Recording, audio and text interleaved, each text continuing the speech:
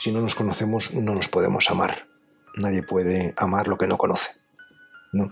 ¿Y por qué es importante amarse? Porque si no nos amamos, no podemos amar a los demás. Porque nadie puede dar lo que no tiene. ¿Y por qué es importante amar a los demás? Porque si no amamos a los demás, no nos enteramos de qué va la vida.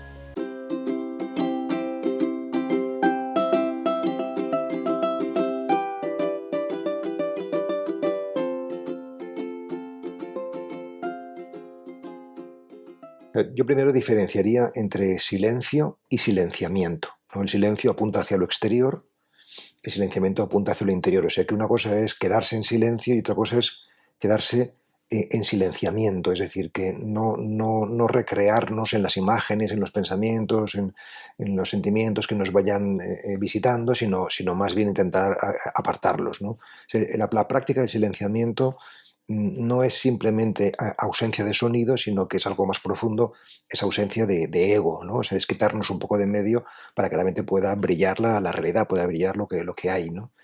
Y sí, el propósito fundamental de esta práctica de silenciamiento, esta práctica meditativa, el propósito fundamental es el autoconocimiento, ¿no? ¿Y por qué es importante conocerse? Porque si no nos conocemos, no nos podemos amar.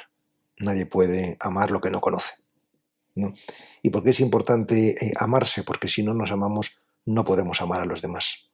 Porque nadie puede dar lo que no tiene.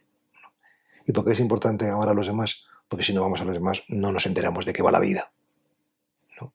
Y solamente si estamos en la vida, podremos decir algo sobre ese misterio de luz y de amor que los creyentes llamamos Dios, ¿no? O sea, es decir, que, o se puede llamar de manera más genérica el misterio, ¿no? O sea, sobre el misterio de la vida solo podemos decir algo si estamos en la vida y por eso es importante meditar.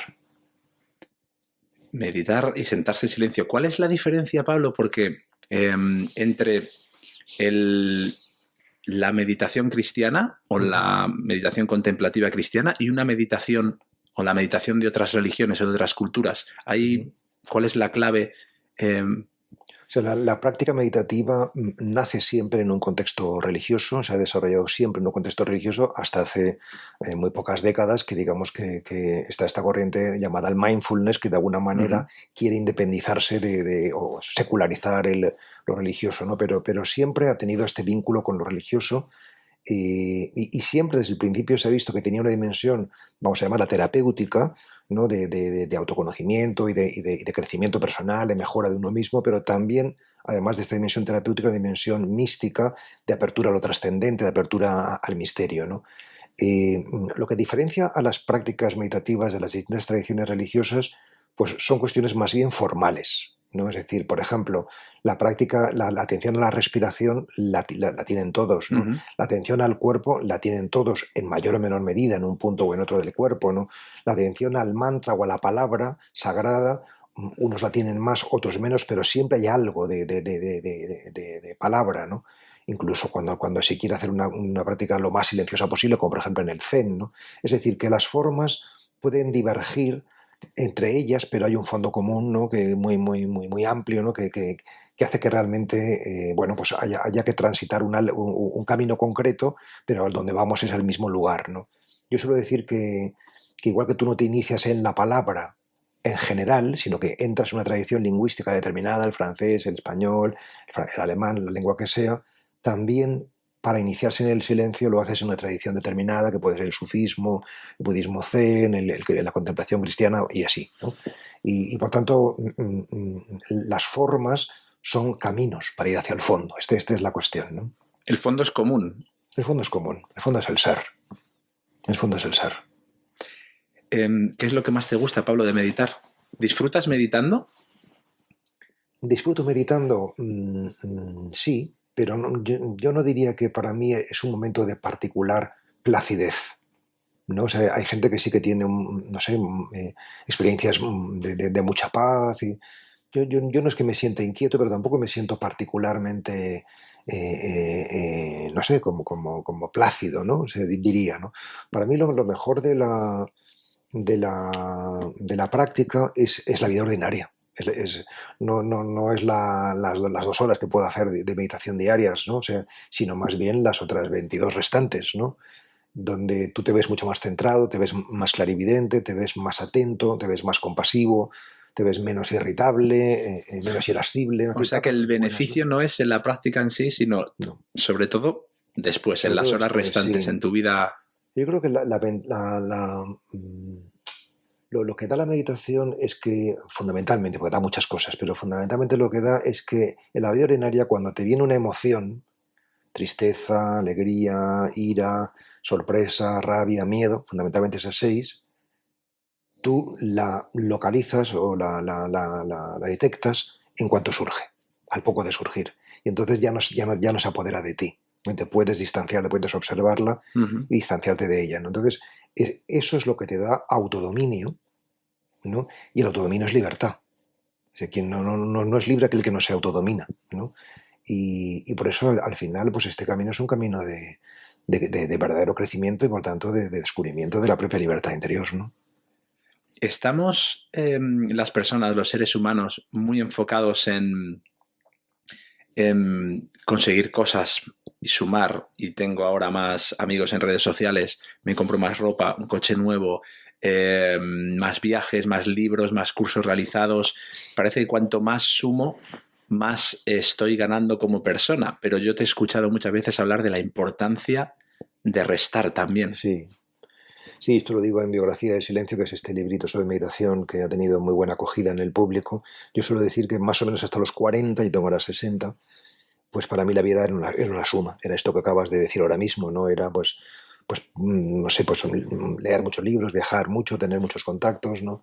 Porque de alguna manera pensaba que la personalidad era algo que había que construir, ¿no? O sea, mientras que a partir de los 40, 42, a partir de ¿no? Pues de una situación, una crisis personal, una dificultad importante que tuve que atravesar, pues me di cuenta de exactamente lo contrario, o sea, que la personalidad no tiene por qué ser una construcción, sino más bien un descubrimiento. Por tanto, que no se trata de añadir a esa, digamos, a esa suma, había una alternativa que es la resta, de quitar, ¿no? Y para ir descubriendo lo que somos. O sea, no es algo que haya que construir, sino que realmente somos eso y por tanto ir eliminando aquello que bueno, pues que nos impide descubrir quiénes somos, ¿no? En general, yo diría que el tener cosas, experiencia, tal, o sea, el tener es un sucedáneo del ser. Es decir, que tantas más cosas necesitamos tener cuanto menos nos sentimos ser, ¿no? En cambio, cuanto más estás en tu centro, estás en tu ser, pues menos cosas necesitas, ¿no? O sea, que el desapego o el desprendimiento va siendo menos dificultoso o más connatural en la medida en que uno está más centrado. El silencio, ¿tú has podido comprobar que es curativo, que es sanador?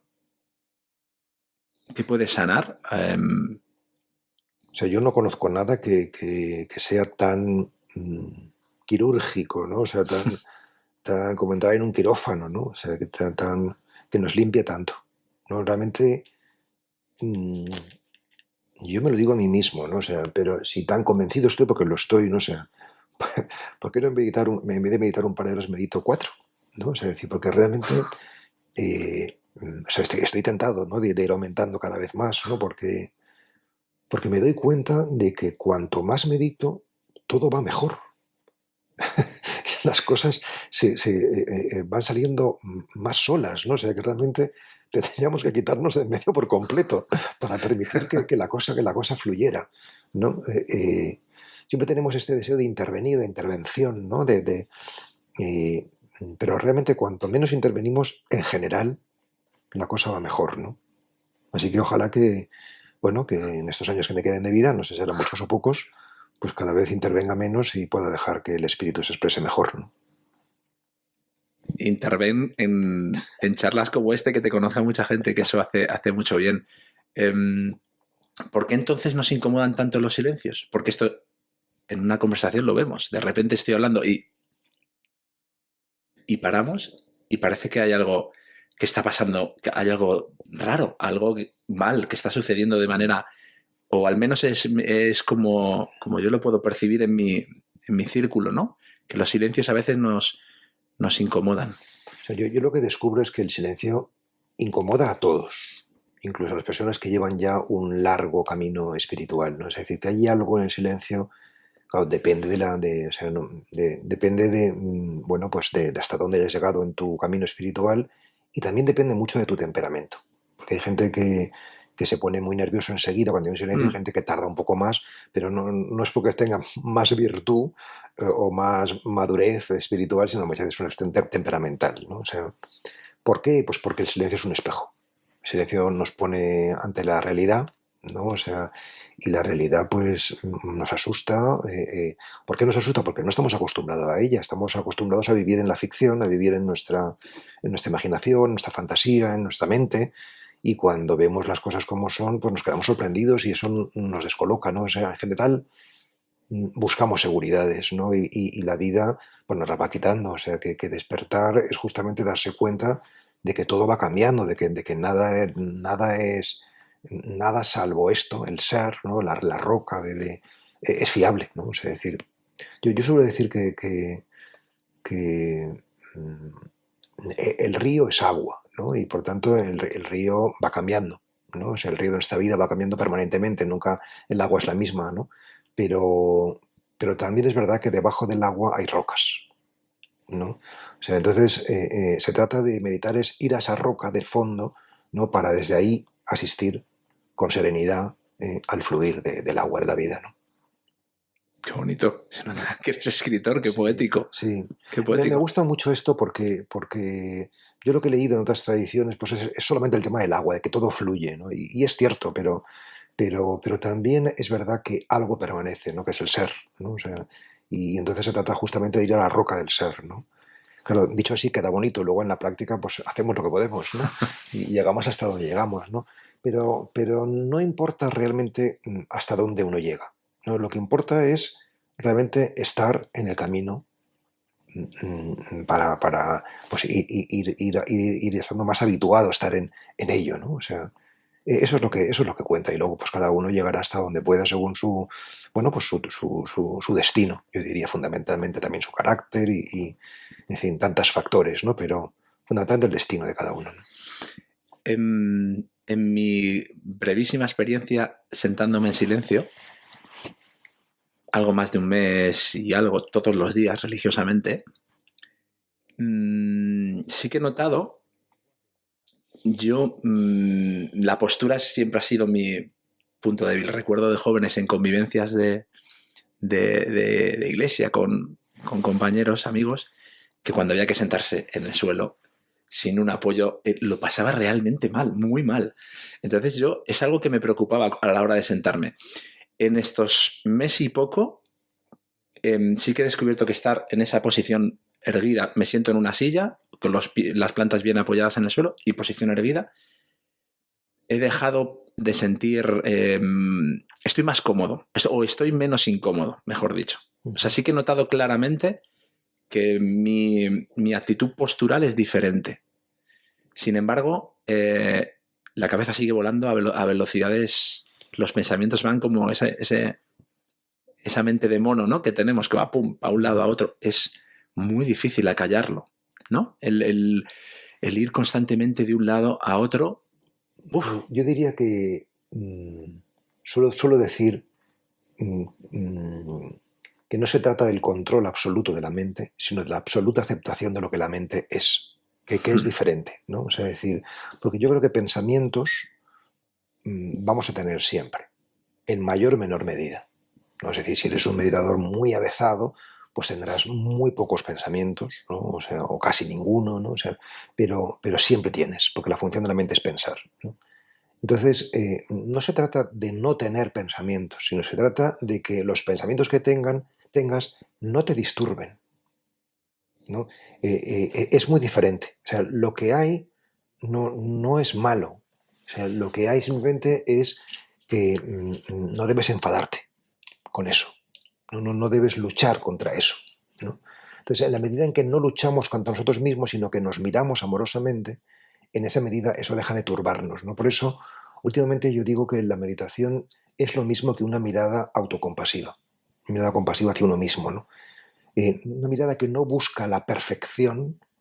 He tenido una sentada perfecta, sin ningún pensamiento, ¿no? No busca la perfección, sino busca la pureza de corazón.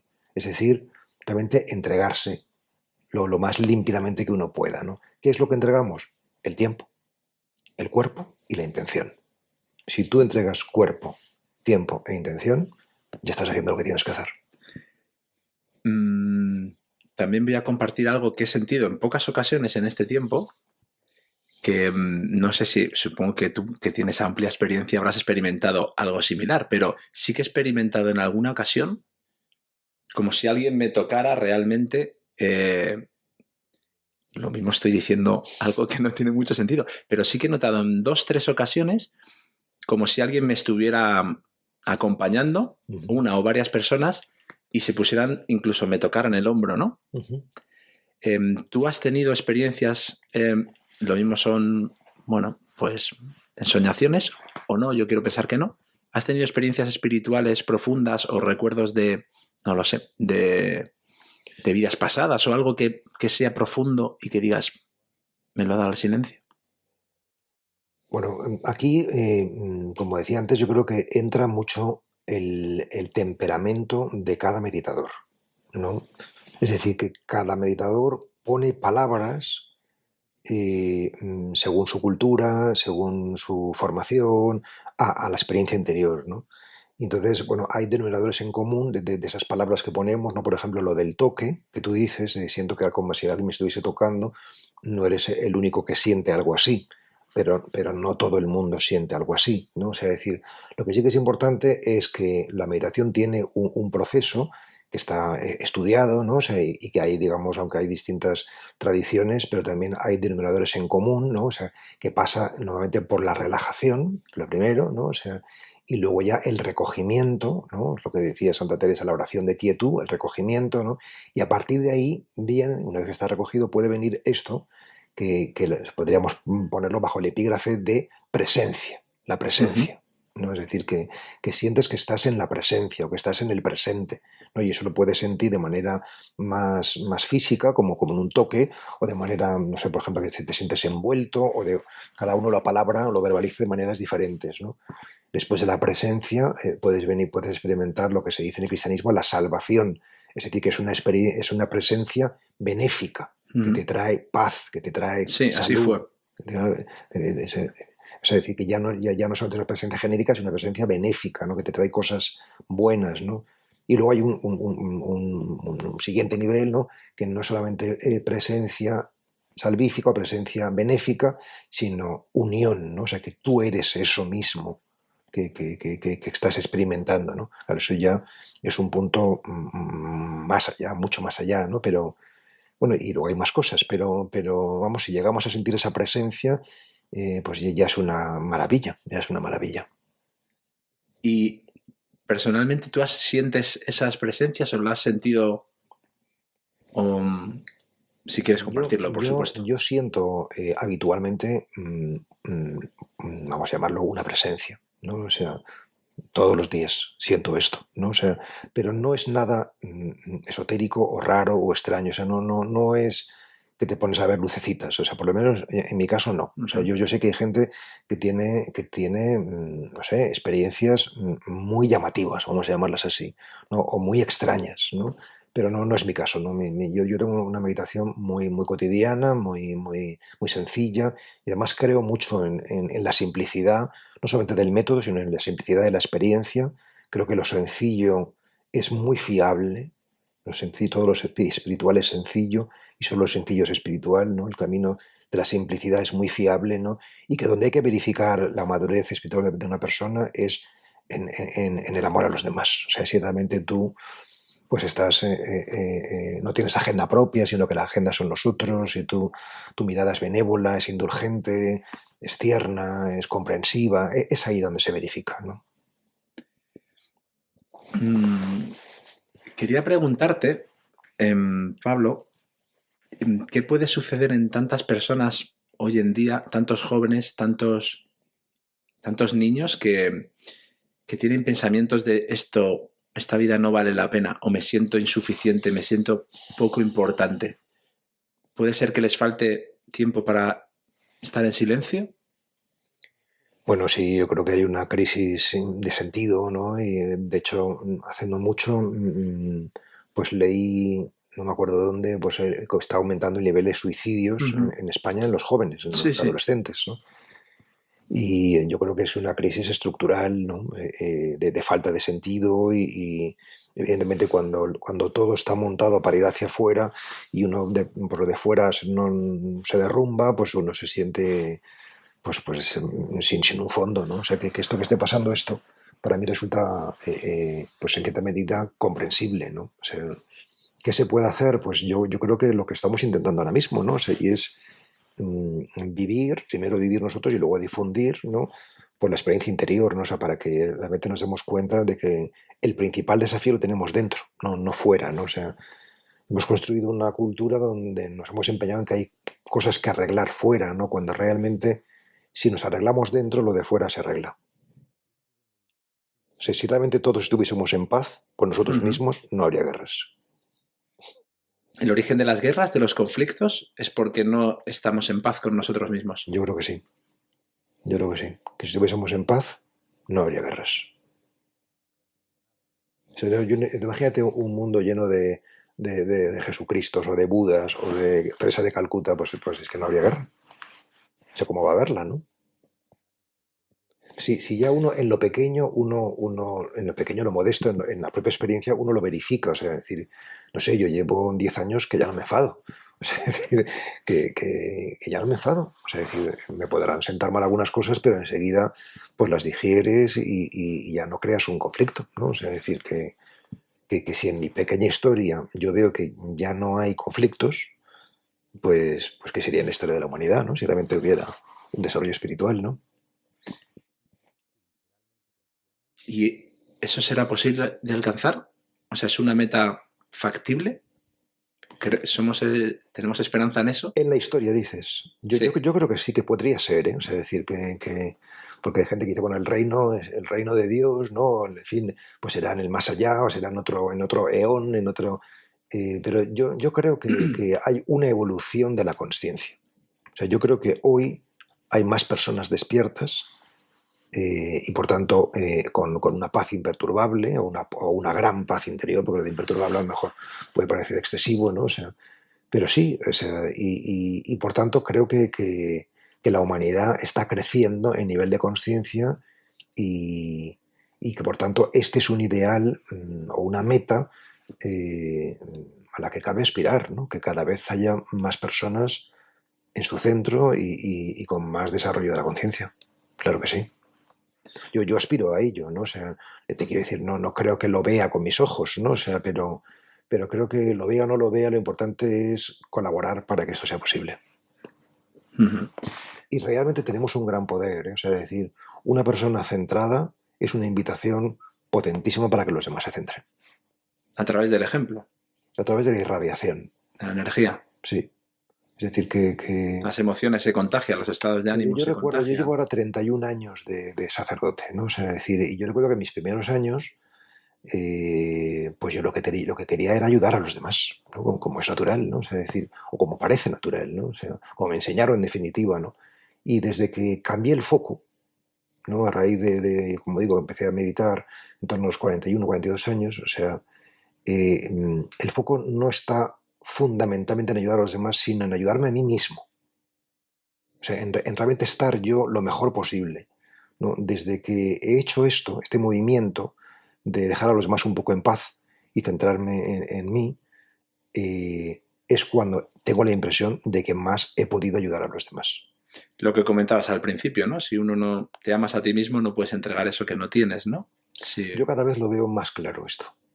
Cada vez lo veo más claro esto, ¿no? O sea, que casi todos nuestros deseos de ayudar nacen de una mala conciencia, nacen de una cierta intranquilidad ante uno mismo, de una cierta incapacidad de estar con uno mismo, ¿no?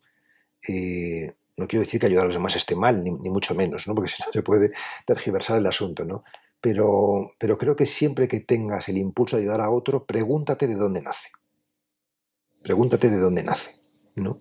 Porque hay que mirarlo, ¿no? O sea, decir que yo creo que cuando el amor nace de la contemplación, nace de lo que hay, está bien, pero si no nace de lo que hay, nace del idealismo, nace de la ideología y entonces es peligroso. Claro, yo en alguna ocasión cuando he creído ayudar a alguien o me he puesto a su disposición, o sin ir más lejos, la ONG que te comentaba, en 2 ocasiones he tenido la oportunidad de estar en Uganda, a veces me sentía culpable, Pablo, porque creo que estaba allí echando una mano, si es que he hecho una mano en algo, pero por sentirme yo mejor. Y entonces me sentía realmente mal. Pero Entonces, este es el drama que tenemos, ¿no? O sea, que realmente, ¿cómo es posible que estemos tan enfermos que nos sentimos mal por estar bien? Es la bomba, ¿no? Hasta dónde llega nuestro nivel digamos, de enfermedad interior, ¿no? O sea, si tú has ido a Uganda para tú estar bien, ya es una grandísima cosa. Ya es una grandísima cosa, porque si estar tú bien va a redundar en beneficio de otros, necesariamente, porque tú no estás aislado, ¿no? Es decir, que esa culpa que se nos ha introyectado por una formación muy unilateral y muy equivocada, ¿no? Por estar bien, bueno, yo recuerdo el hijo pródigo en el Evangelio, ¿no? O sea, cuando el padre del hijo pródigo le está abrazando para prepararle luego un gran banquete, el hijo pródigo todavía enfermo, todavía con la culpa, dice, no merezco llamarme hijo tuyo, trátame como uno de tus esclavos. Es decir, no se funde en el presente, en el abrazo, ¿no? Sino que tiene todavía sus resistencias, ¿no? Tenemos todavía que ser convertidos, ¿no? Limpiados de esa prevención, ¿no? O sea, es decir, que yo creo que Erich Fromm hablaba del miedo a la libertad. A mí me gusta hablar más del miedo al disfrute. O sea, tenemos miedo al placer. Miedo a... ¿Qué es el placer o qué es el disfrute? La comunión con la realidad. Cuando tú estás unido a los otros, unido al universo, te sientes a gusto, te sientes en plenitud, ¿no? Y es eso, ese vértigo de unirnos y perdernos, ¿no? Nuestra singularidad, lo que nos aterroriza, ¿no? ahí tengo tarea para reflexionar. Quería compartir también contigo algo que me sucede habitualmente, que creo que tengo 5 sentidos maravillosos, pero es que no los utilizo. Es decir, muchas veces estoy mirando y no me estoy enterando de nada, no estoy observando lo que tengo que observar. Muchas veces creo que estoy oyendo o estoy oyendo más que escuchar, engullo más que degustar, estoy tocando pero no estoy sintiendo. Es decir, que muchas veces no empleamos este milagro que tenemos, que son 5 sentidos para descubrir el mundo, para hacer tantas cosas y los empleamos mal. Casi siempre. Yo creo que casi siempre. O sea, yo creo que de las 24 horas del día es la minoría la que estamos despiertos. O sea, que estamos realmente sintiendo, escuchando, oyendo, gustando, tocando, todos los sentidos, ¿no? Bueno, se trata de eso, ¿no? De entrenarnos para estar cada vez más, Presentes más. sí, más receptivos, ¿no? Y más aquí y ahora y más o sea, es decir, la educación para la interioridad o para la contemplación, me gusta decir, pasa por la percepción. Por eso, por ejemplo, un ejercicio espiritual muy bueno es darse un paseo por la naturaleza, con los sentidos lo más abiertos posible, ¿no? Entonces, de alguna manera, no tenemos esa actitud penetrativa típica del intelectual, sino más bien receptiva, típica del sabio, ¿no? Lo sapiencial y lo intelectual, pues es diferente. El intelectual quiere entrar en la realidad para comprenderla, el sabio permite que la realidad entre en él, ¿no? Cuando tú estás en la naturaleza, estás con la actitud receptiva, que entre en ti, ¿no? Sin querer comprender. Tú vas por la montaña, no quieres comprender la montaña, quieres disfrutarla, ¿no? Que si leyésemos un libro con esa misma actitud, no comprenderlo, sino disfrutarlo, seguramente le sacaríamos mucha más enjundia, ¿no? O sea, esa es la lectura sapiencial, la lectura espiritual es esa. Es la que tiene una actitud no simplemente mental, de penetrar, de analizar, sino la actitud sapiencial no análisis, sino de síntesis, ¿no? De encontrar... entonces esta clave, por ejemplo, la palabra, que siempre para mí es la otra cara del silencio, adquiere una dimensión totalmente inesperada, totalmente insólita y preciosa. No sé, que este canto que estamos haciendo al silencio no signifique una demonización de la palabra, ¿no? Sino que la palabra, cuando nace del silencio y cuando aboca a él, es un alimento espiritual, ¿no? Has mencionado la naturaleza. ¿Qué te aporta a ti la naturaleza? ¿Qué significa para ti? ¿Cómo te sientes? Lo primero es que yo soy naturaleza. O sea, cuando estamos en la naturaleza y nos sentimos bien es porque nosotros somos eso. Por eso nos sentimos bien, ¿no? O sea, que estar en la naturaleza es para descubrir que eres naturaleza, ¿no? ¿Qué me aporta? Pues me aporta lo que soy. Es decir, es el mejor espejo, ¿no? El mejor ámbito, atmósfera, contexto para descubrir quién soy. No sé, si nos quitase la naturaleza y viésemos un mundo artificial, como está pasando de hecho, ¿no? Cada vez más, pues lo tenemos más difícil. De hecho, por ejemplo, lo que buscamos en la meditación no es la ausencia de sonidos, sino es la ausencia de sonidos artificiales. O sea, el sonido de la naturaleza, los pájaros o el agua, no es una dificultad para meditar, sino una ayuda, ¿no? De que la naturaleza... De hecho, yo diría que la espiritualidad no es otra cosa que consciencia sobre lo natural. O sea, quien es consciente de la naturaleza es espiritual. Me gustó mucho una analogía que hacías, que te preguntaba mi querida María Talavera en Fantástico Bosque, si fueras naturaleza, ¿qué serías? Y decías que eras una nube. Me encantó la explicación, no sé si la quieres compartir porque... No me acuerdo qué dije en aquel contexto, ¿no? Pero la nube, ciertamente, la nube es en el mundo bíblico, la nube es un símbolo de la presencia de Dios, ¿no? O sea, la nube tiene esta cosa, esta ambivalencia, ¿no? Que por una parte pues es luminosa, pero también vela, también es una tiniebla luminosa, ¿no? O sea, la nube tiene esa ambigüedad, esa ambivalencia, que a mí me gusta mucho porque habla de la naturaleza humana, que es profundamente rica, ¿no? Incluso contradictoria, ¿no? Y, bueno, la nube al final también es agua, ¿no? O sea, decir y por tanto pues es sentimiento, es vida, ¿no? Pero la nube está arriba, ¿no? O sea, también apunta hacia lo celeste, ¿no? Hacia la aspiración que tiene el ser humano, ¿no? Es decir, bueno, me parece que es muy bonito, ¿no? Lo que es una nube, ¿no? Y luego además no son estables, sino que van cambiando, ¿no? Y tiene esa cosa ligera, grácil, ¿no? Puede ser una nube pesada, negra, pero también puede diluirse en copos inocentes, ¿no?